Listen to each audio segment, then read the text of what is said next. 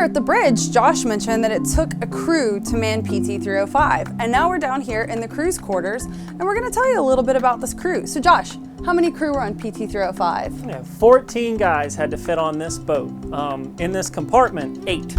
8. As I say, it looks a little small for 14 guys. It's a little small for 8 too. So they lived on board, and I see over here it looks like a kitchen. Yes. You want to tell us about that? On a ship, a kitchen is called a galley.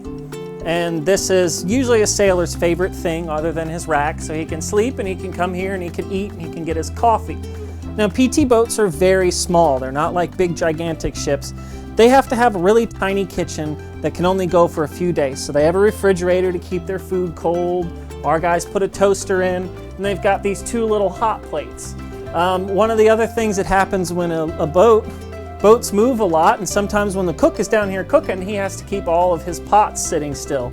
So he can take this handy pot holder here, and he can keep this pot from moving while the ship's rolling around.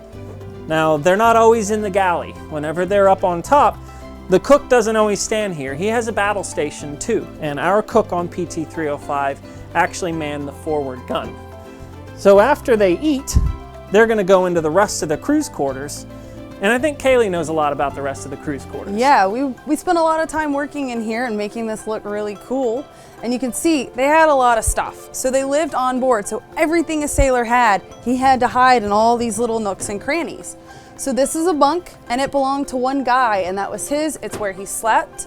He had all of his clothes and books and shoes and things stored there. And he had some space down here. And now this just looks like a couch. It looks comfortable, but every night 4 guys would have to make these up and sleep in them. These were their bunks. They didn't get a nice one all to themselves, but when you're living so close, everybody had to get along and make do. So you see where they sleep, and Josh told you about where they made their food, but Josh, where would they eat? I don't really see a table here. Well, they pull out their handy table here.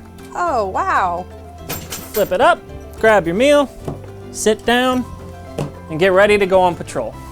Okay, so after they eat, if they're not going on patrol and they're ready to go to bed, they have to brush their teeth, wash their hands. Could they do that here? Yeah, they go to the head. The what? The head. What's the head? It's Navy for bathroom. Bathroom? We definitely need to check that out.